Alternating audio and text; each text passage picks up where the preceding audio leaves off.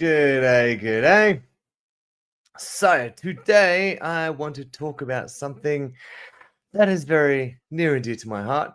I like researching three little topics. So, I talk a lot of, talk about, I read a lot of history, literature, and religion. So, the great thing about today's live is we are going to go through all three of those topics and they're mushed into one.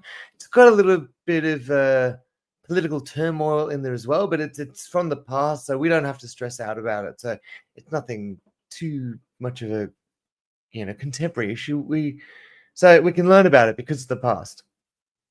So what got me excited about this topic was I was like, oh, let's. I was reading The Crucible and doing a little bit of research on it, and we came across a an interesting article that I was like, wow, that was unexpected.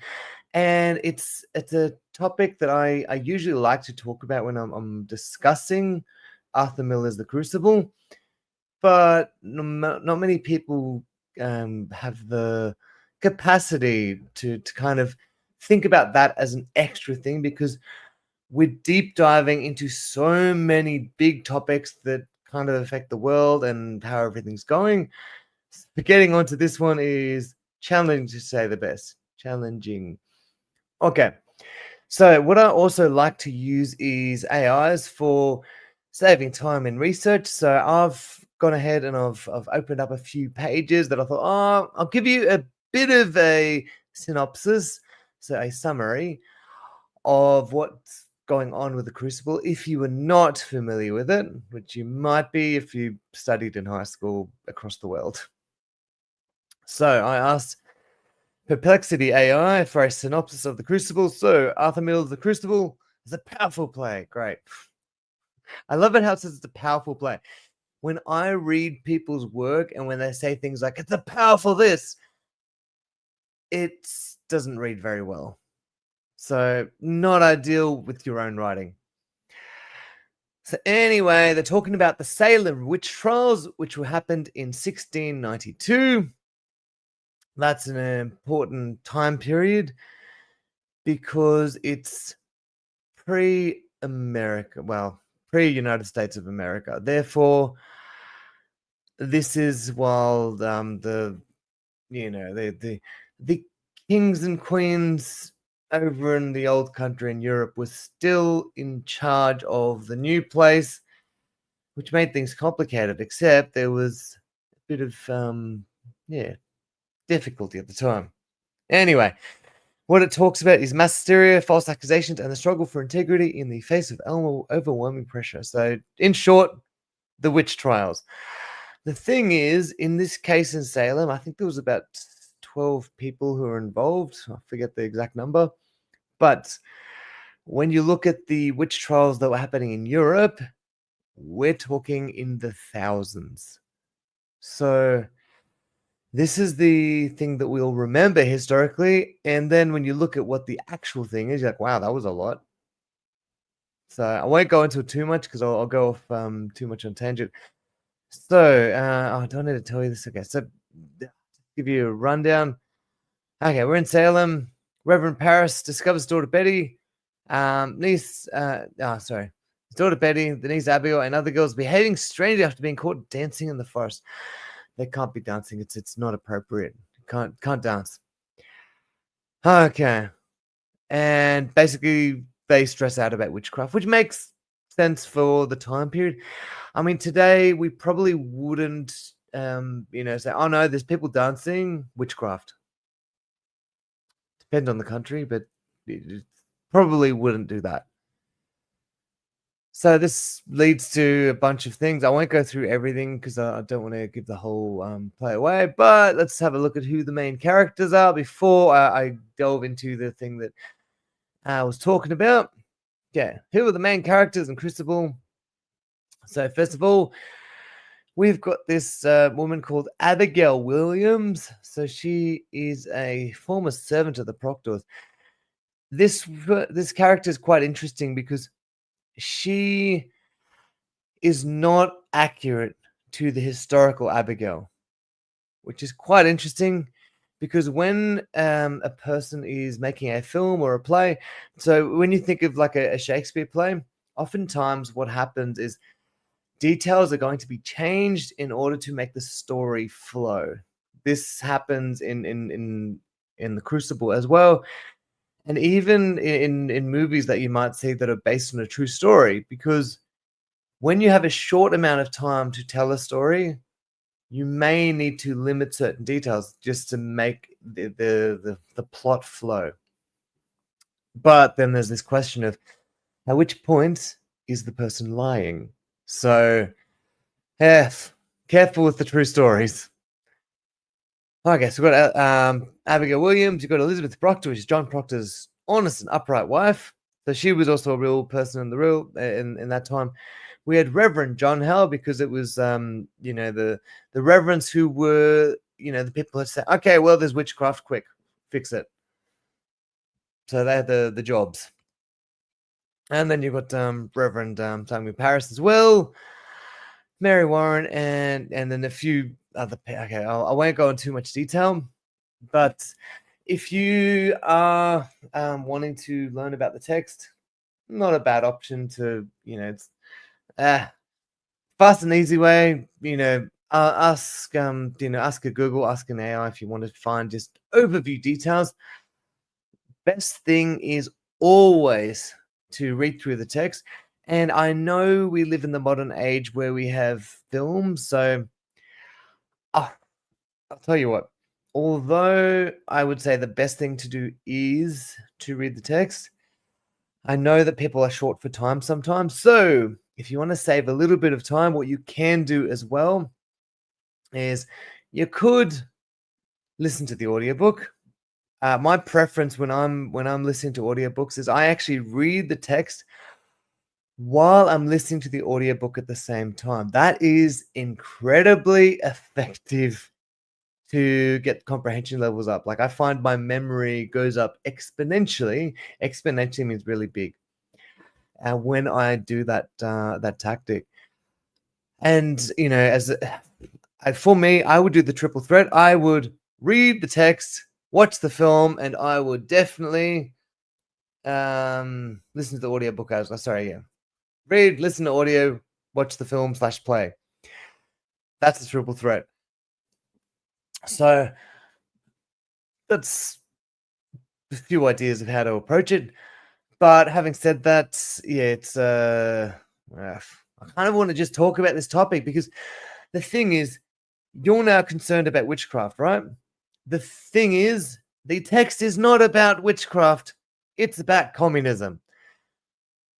If you know much about the United States after World War II, they were slightly concerned about communism. I don't know about today, but yeah, after World War II, definitely, because consider this as a historical fact.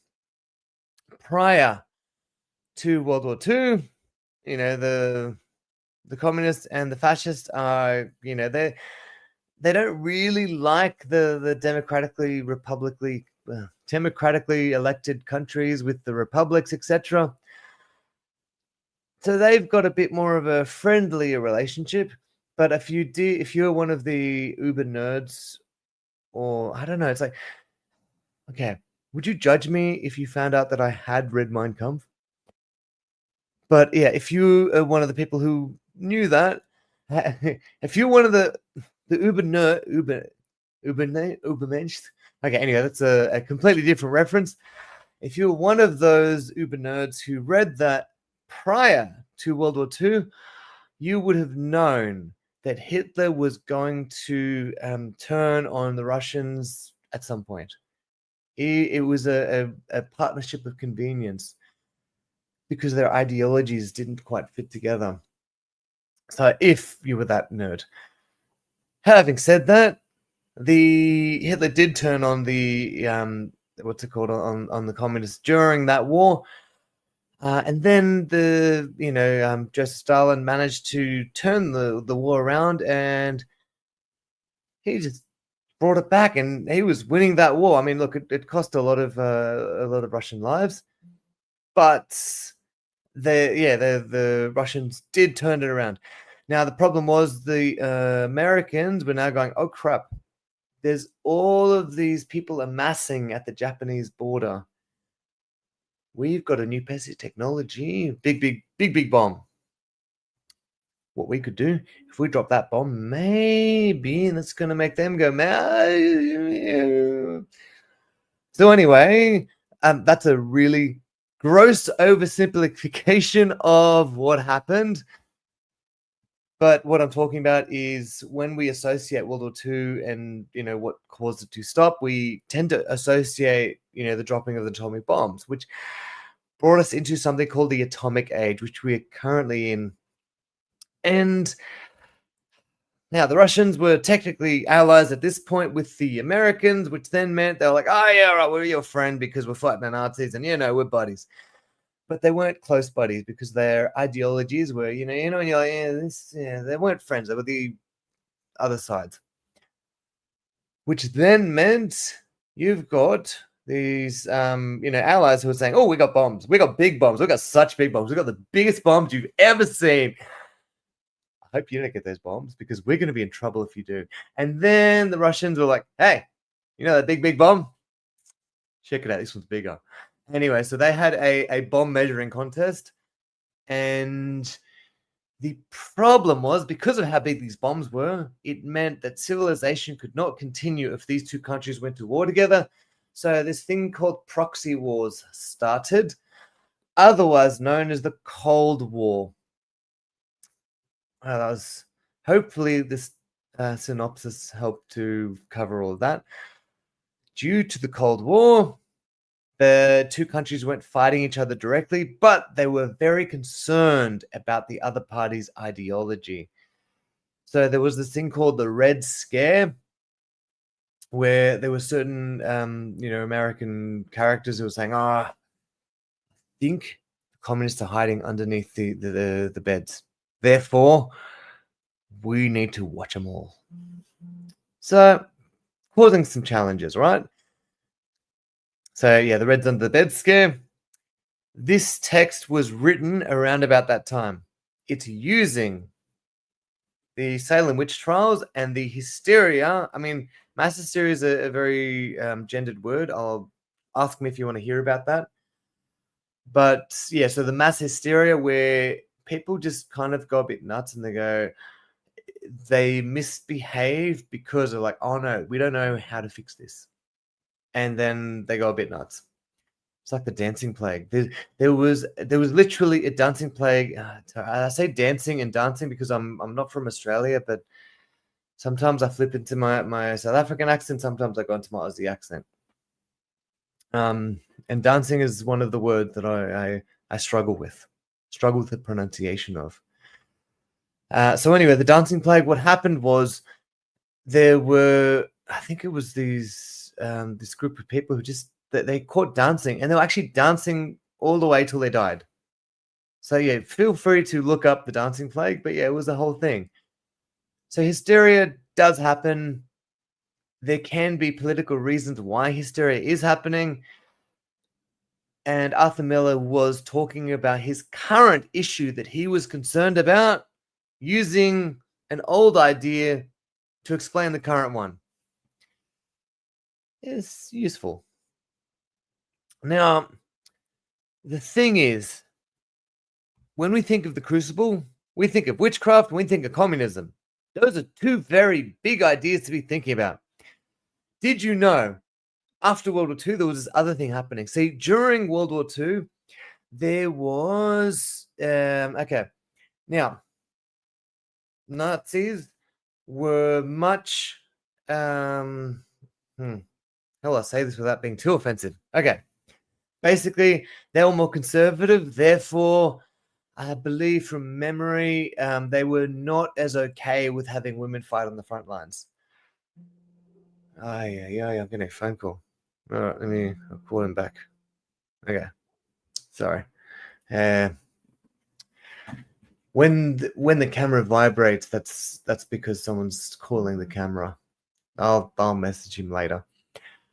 Oh, that's my train of thought now. Okay. So We've got the okay, Res under the bed scare. Okay, communism. Oh yeah. Okay, that was my point.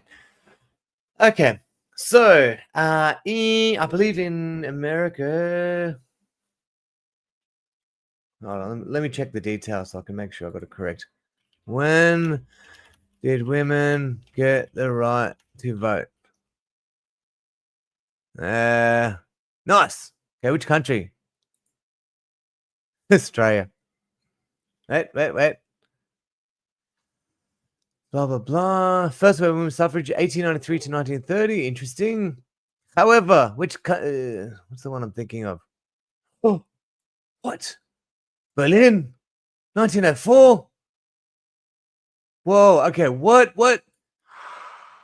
Oh, most major Western powers. That was the reference I was thinking of. The interwar period. So, Canada, 1917. Germany, 1918. United Kingdom, 1918. 1928 for all women. Okay, and then US. Oh, wow, United States was in 1920. That was slow.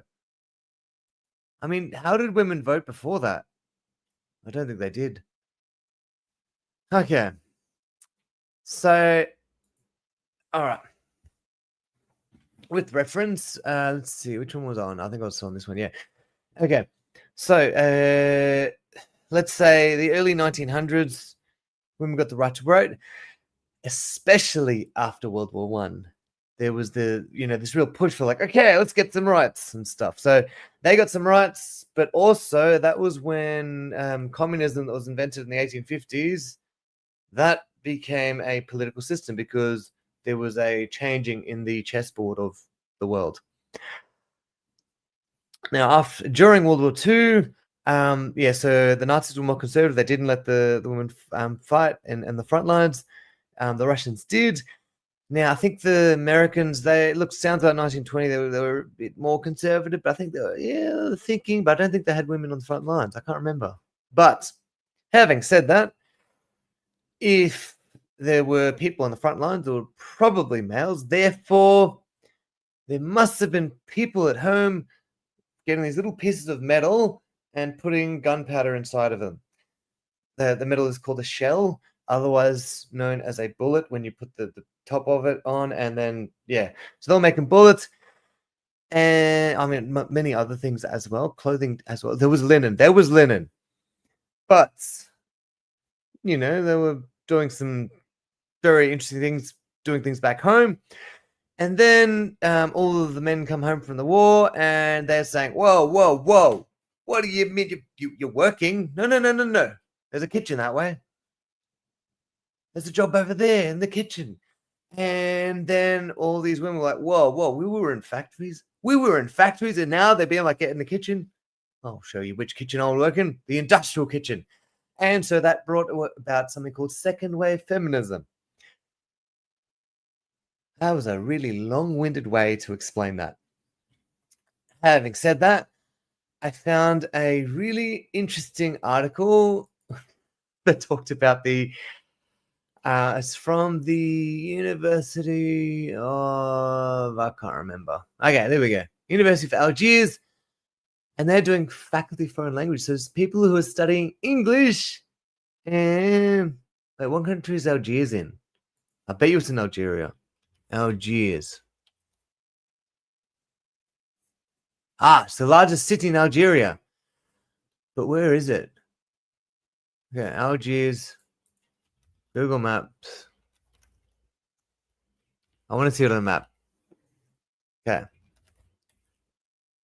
Yes, like. Okay, whereabouts is that one? That looks like where the Berber pirates would have been. That's exactly where the Berber pirates would have been. Interesting. So there's Spain, Nigeria, Libya, Egypt. So learn English there. Interesting. Okay, let's have a read of this one. So martyred male heroes and homicidal teenage girls. Misogynistic characterization. Arthur Miller's The Crucible. Whoa! Wow, she painted that one heavily. Wait, was it a she who wrote this? It was. I'm not sure, but it looks like it could be. Um. Okay. Okay. Dude, session two. Okay. Cool. Okay. Good. Good. Let's have a read because the thing is, this was quite interesting. This was what I came across. I was like, whoa. Because the thing is, in the play, everyone sees John Proctor as this really, really lovely, lovely man.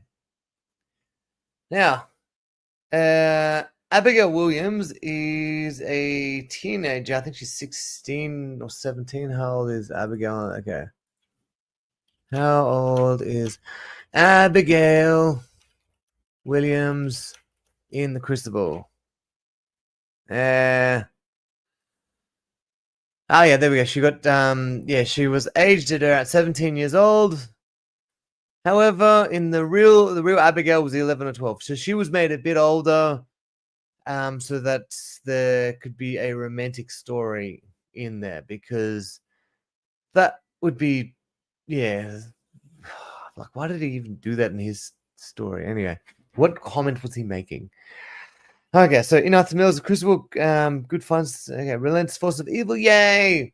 So good beats evil, yippee. So this one looks at John Proctor and it goes, actually, is he the good guy? Uh, and is Abigail really as bad as we say she is? Because let's think about it. If we've got I mean, look, even at the age of 17, how, it's like,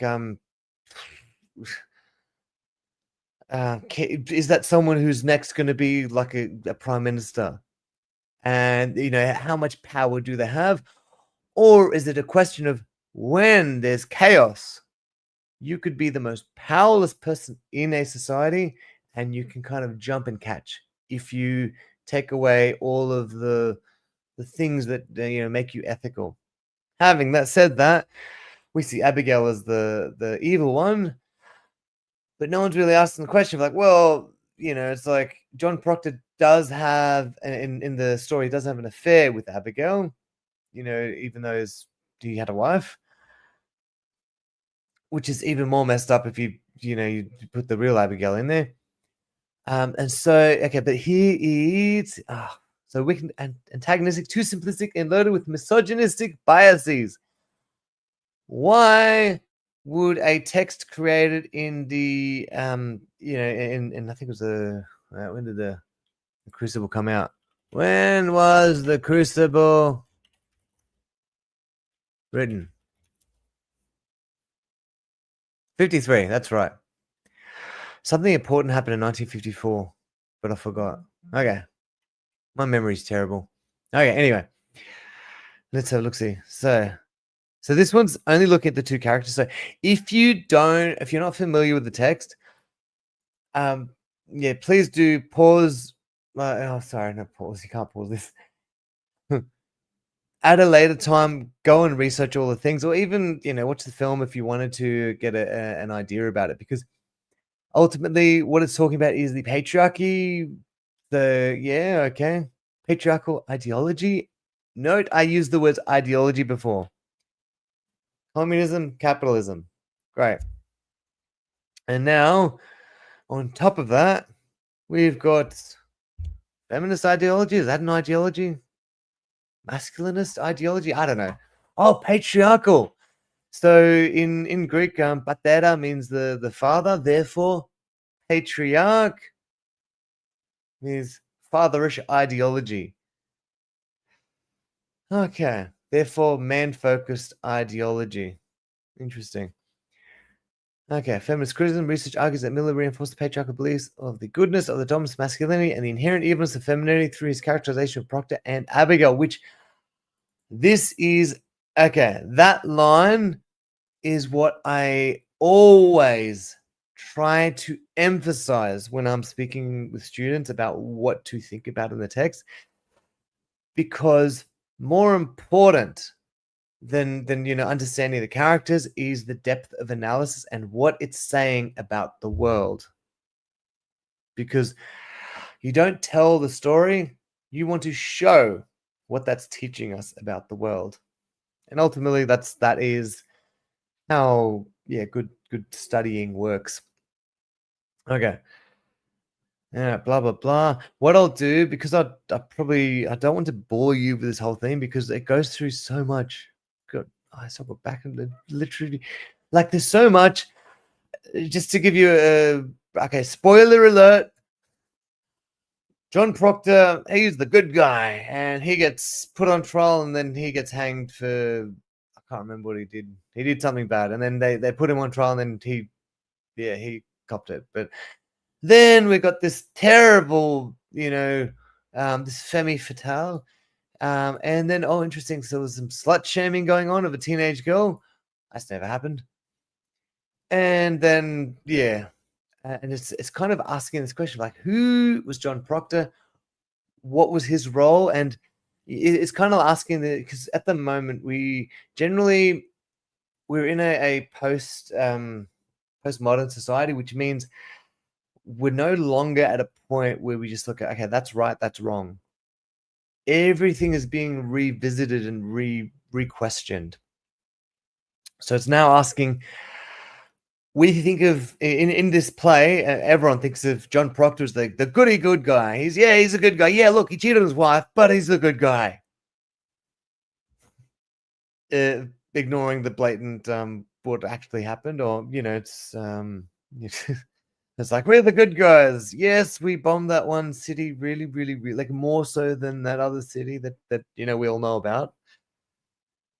That's if you ever want to, historical horror, the bombing of Dresden, which I'm sure you might have heard in passing, but don't read the original sources if you don't want to be stressed out. So essentially, what I love about this text is it's looking at these two people and saying, hey, is that, what we should be doing? Should we be saying, that's a good guy because, or should we look more into it and go, is it okay to do that? Why are we doing this? And just re-questioning, reanalyze it, which, I mean, the challenge then is, it's, in some ways you're like, right, this is wrong. And we have a fixed version of, okay, that's, this is right and that's wrong. But unfortunately, different cultures and different places tend to change those ideas. But this was the bit, page 33. Let's go to page 33. At least I'll go to that one, and then I might I'll pull the pin after that because I think that one was an interesting one. I can scroll down that far. Okay. Yeah, the goodness of John Proctor put on trial. It's so funny in the way that this person's like put this. I was actually quite sad because I did research a lady who put this together before when I first read it, and I was then going, "Wow, this is," because it was when this person was they were studying for a PhD, and then it looks like it's been a while since it's happened, and I was like, "This is so well written and so well examined," and then I'm like, "No PhD," and really, I can't think of why they would not have gone through with it. Writing this thing that's kind of talking about how bad the patriarchy is in America in the 1950s. I don't know why that would be, I mean, this person should have gotten a PhD, methinks. Right, so I want to see it. Bro, just give me, I want a Google map. Oi, oi, oi. There. Okay. Oh, this is cool. It's very sandy.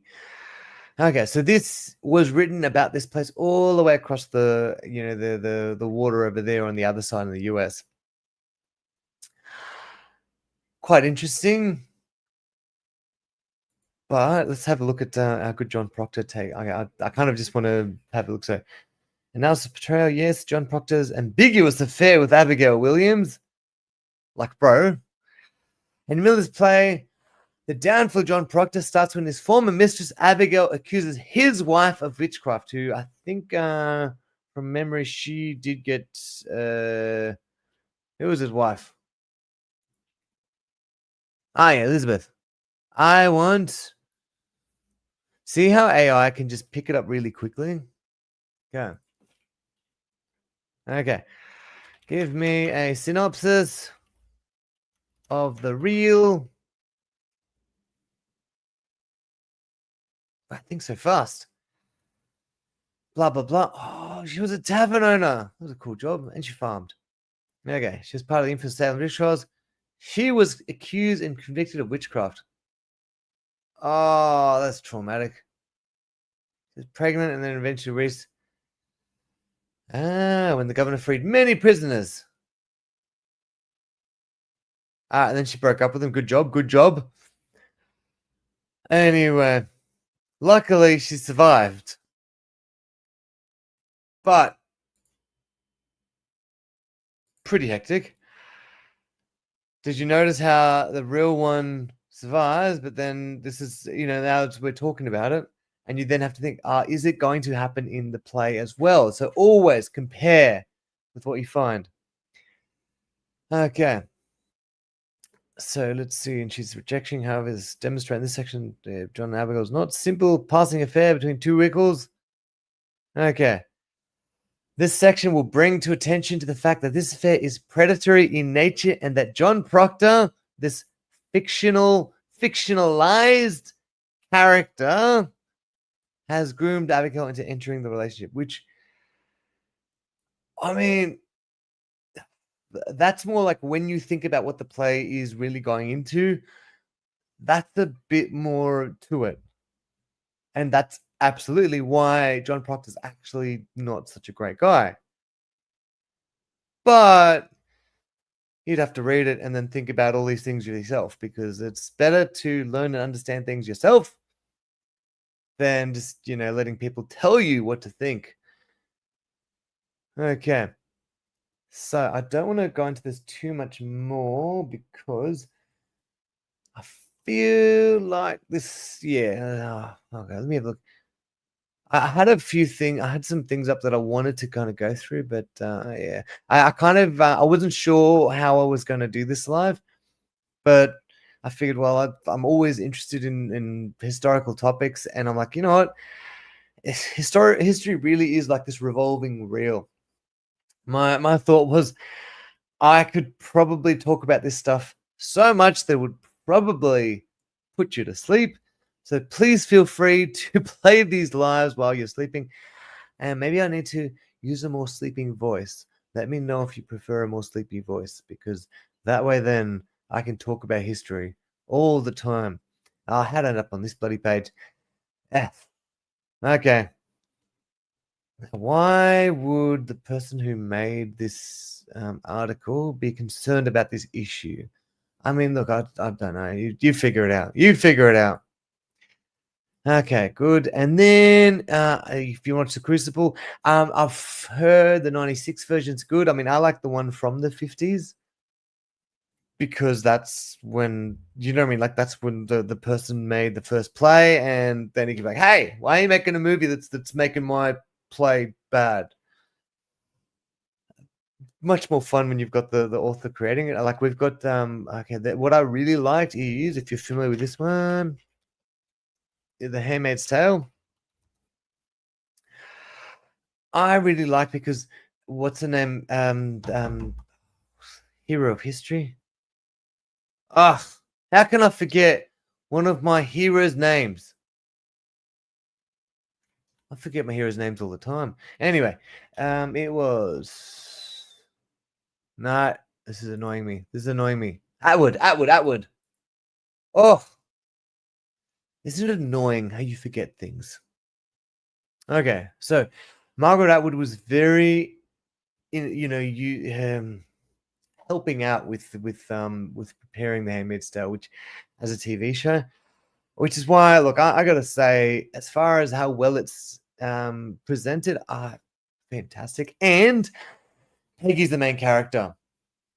So Peggy is this character.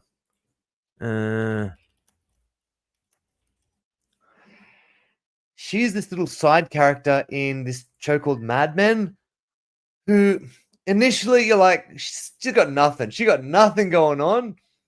And then she becomes like the most ghetto boss lady on the planet by the end of the show. I mean, you got to watch it if you believe that or not. But anyway, Peggy's pretty cool. And I like that Peggy was the main character in this show. So on that note, on my my film recommendations, I guess I'll say goodbye, and I hope that my audio has finally gotten better for you, because I didn't know how important it is to have a decent microphone. I really didn't. I'm not a very musical person, and so I was unaware that you guys were suffering and your ears were ringing at the sound of me. So I do hope this helps. And yeah, let me know if it does. And I guess I'll see you soonish. Have a good one, my friends, and we'll talk soon. End stream. Push.